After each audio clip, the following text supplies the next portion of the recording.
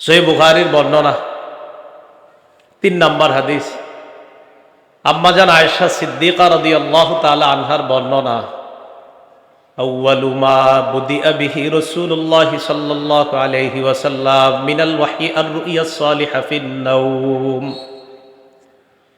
রাসূলুল্লাহ সাল্লাল্লাহু আলাইহি সাল্লামের কাছে প্রথম দিকে ওহীর নিয়মটা ছিল ঘুমের মধ্যে স্বপ্ন যুগে তিনি যা দেখতেন সেটাই ছিল ওহী। ঘুমে স্বপ্নে উনি যা দেখতেন এটাই ছিল কি? ওহী। কানা লা ইয়ারা রুয়ান ইল্লা জাআত মিসলা ফালাকিস সুবহি। রাসূলুল্লাহ সাল্লাল্লাহু আলাইহি সাল্লাম স্বপ্নে যা দেখতেন এটা দিনের আলোর মতো স্পষ্ট হয়ে নবীজির সামনে উপস্থিত হতো। তাহলে শুরুর দিকে ওহী ছিল রাসূলের স্বপ্ন, বাস নবীদের স্বপ্ন সত্য। সুম্মা হুব্বিবা ইলাইহিল খালা, এরপর নবীর নির্জনতা ভালো লাগা শুরু করলো, নির্জনতাকে প্রিয় করে দেওয়া হলো, তিনি নির্জনে থাকতে পছন্দ করেন। ওয়া কানা ইয়াখলু বিগারি হিরা,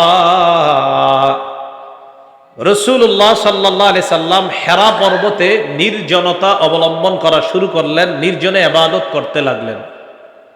ফায়াতাহান্নাসু ফীহি ওয়া হুয়া তা'আব্বুদুল লায়ালি যাওয়াতিল আদাদ। রাসূলুল্লাহ সাল্লাল্লাহু আলাইহি সাল্লাম পরিবার থেকে বিচ্ছিন্ন হয়ে ইবাদত করতেন। পরিবারে তখন আসতেন যখন তার খানা শেষ হয়ে যেত, উনি পরিবারে আসতেন। সুম্মা ইয়াতাযাওয়াদু লিযালিকা, আবার খানা নিয়ে চলে যেতেন হেরা পর্বতে, আবার ইবাদতে ধ্যান মগ্নতায় তিনি কাটাইতেন। হাত্তা জাআহুল মালাক, একদিন নবীজির কাছে ফেরেশতা চলে আসছে। সুবহানাল্লাহ। অন্য বর্ণনায় ফাজিআহুল হক, হঠাৎ হেরা পর্বতে রাসূলের কাছে সত্য উপস্থিত হলো। যিনি আসলেন এসেই বললেন ইকরা, পড়েন। কি বললেন? এখন দেখেন এই যে ইকরা যিনি বললেন নবীজিকে, ইকরাটা কোন জায়গার আয়াত বলেন? কোথার আয়াত? তাহলে কোরআনের প্রথম ইকরা প্রমাণ করতে হলে হাদিস লাগে। কোরআনের প্রথম ইকরা পড়েন, এটা প্রমাণ করার জন্য হাদিসের প্রয়োজন। বুঝা গেল শুধু কোরআন শুধু হাদিস না, কোরআন হাদিস দুইটাই। তো বললেন ইকরা, পড়েন। তো রাসূলুল্লাহ সাল্লাল্লাহু আলাইহি সাল্লাম জবাব দিলেন, মা আনা বিকারিইন, আমি পড়তে জানি না। ফাগাত্তানি হাত্তা বালাগা মিন্নিল জাহদা, আমাকে জিবরিল একটা চাপ দিছে, চাপের কারণে আমার প্রচন্ড কষ্ট হয়েছে। সুম্মা আরসালানি, আবার ছেড়ে দিছে। আবার আমাকে বললেন ইকরা, পড়েন। আমি বললাম মা আনা বিকারিইন, আমি পড়তে জানি না। সুম্মা গাত্তানি সানিয়া, দ্বিতীয়বার আবার আমাকে চাপ দিলেন, চাপ দেওয়ার পর আবার আমার প্রচন্ড কষ্ট হয়। সুম্মা আরসালানি, আবার আমাকে ছেড়ে দিলেন। আবার বললেন ইকরা, পড়েন। আমি বললাম মা আনা বিকারিইন, আমি পড়তে জানি না। সুম্মা গাত্তানি সালিসা, তৃতীয়বার আবার আমাকে চাপ দেয়। চাপ দেওয়ার পর আমার প্রচন্ড কষ্ট হয়। সুম্মা আরসালানি, আবার আমাকে ছেড়ে দেয়। এবার আমাকে বললেন ইকরা বিসমি রাব্বিকাল্লাযী খালাক, পড়েন রবের নামে যেই রব সৃষ্টি করেছেন।